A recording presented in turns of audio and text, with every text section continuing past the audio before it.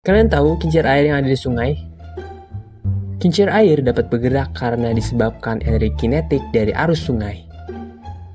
Sama halnya dengan lampu dan segala peralatan elektronik di rumah kita, tapi bedanya yang membuat bergerak adalah arus listrik.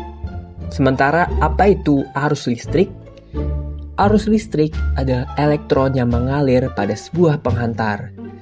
Proses ini terjadi ketika terdapat perbedaan potensial antara dua titik yang mendorong elektron untuk bergerak dari kutub negatif ke kutub positif dalam suatu rangkaian tertutup. Jadi kalau arus pada sungai terjadi akibat adanya beda ketinggian dari bagian hulu dan hilir sungai, sehingga arus dapat mengalir dari tempat tinggi ke tempat rendah, hal itu juga yang terjadi pada arus listrik, di mana perbedaan potensial misal pada baterai 9 volt di kutub positif dan tegangan 0 volt di kutub negatif, perbedaan inilah yang menyebabkan aliran elektron dapat mengalir.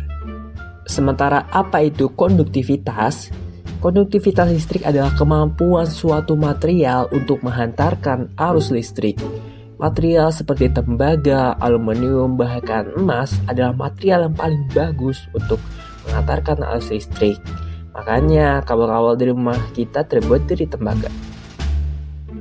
Kalau arus sungai yang terlalu besar dapat merusak jembatan, begitu juga arus listrik yang terlalu besar dapat merusak komponen di rumah kita loh.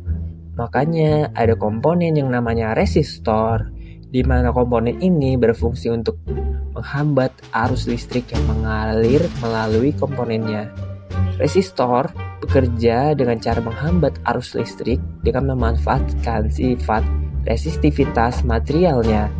Ketika arus listrik melewati resistor, elektron bergerak bertabrakan dengan atom-atom penyusun dari resistor yang menyebabkan hambatan terhadap arus listrik terjadi.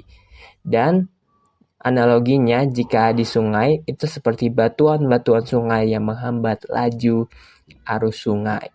Terima kasih.